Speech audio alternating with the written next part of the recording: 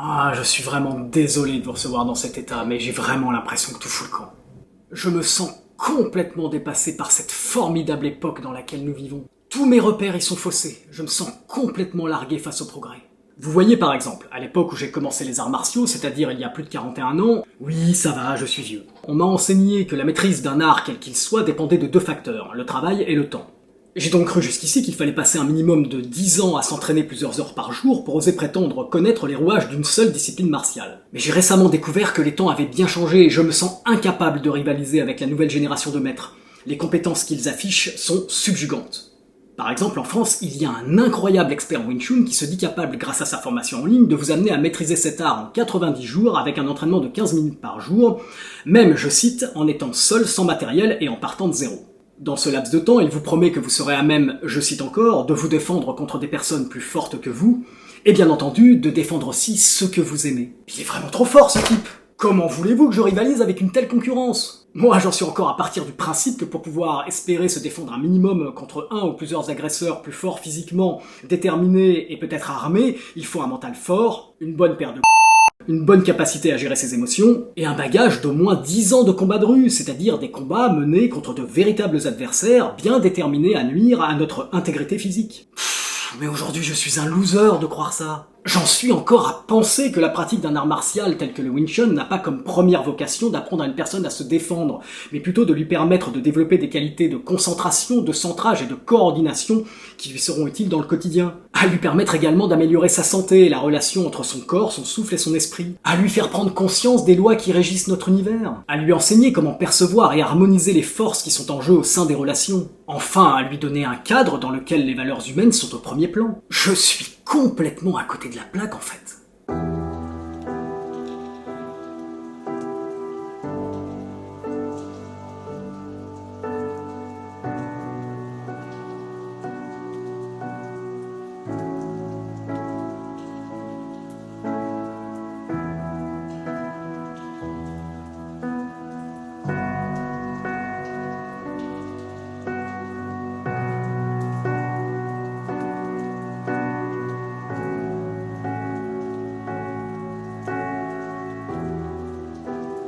Rest now, my love.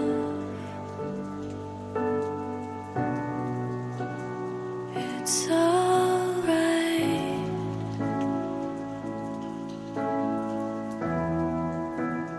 The dark is gone.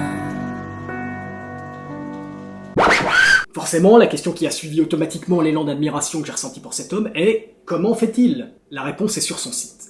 Il utilise des techniques secrètes. Il y a même un ninja en photo à côté de cet argument.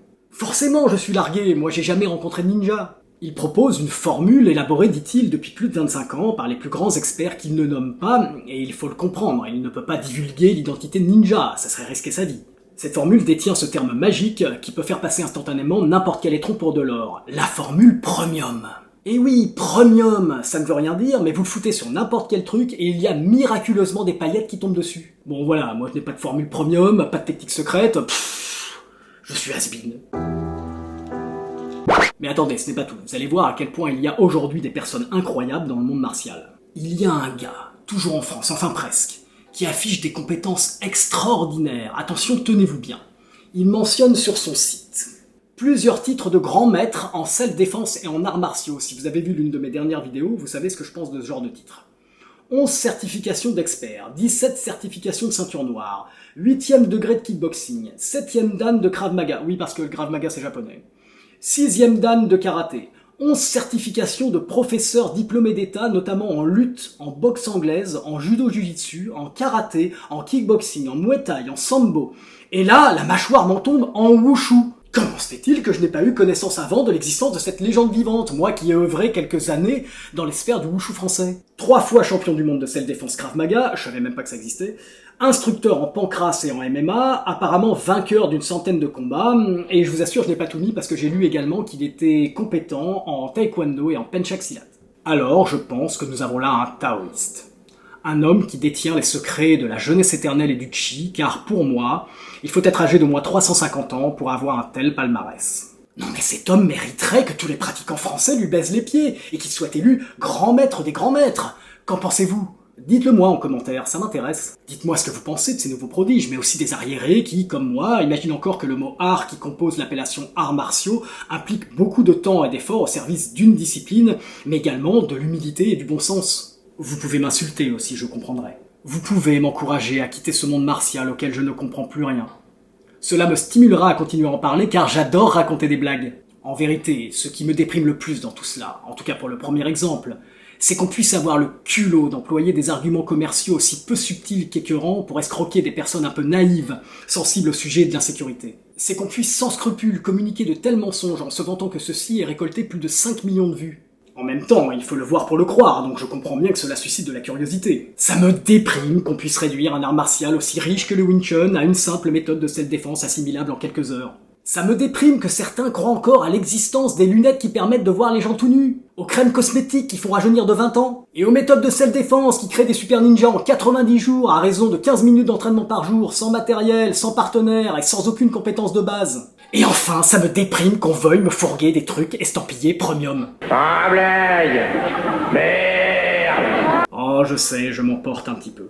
Pour mon second exemple, ce qui me déprime le plus, c'est que des fédérations d'arts martiaux puissent se faire les complices de telles aberrations en devenant des distributeurs de grades, de compétences et de titres hauts en couleur pour des raisons purement politiques et financières.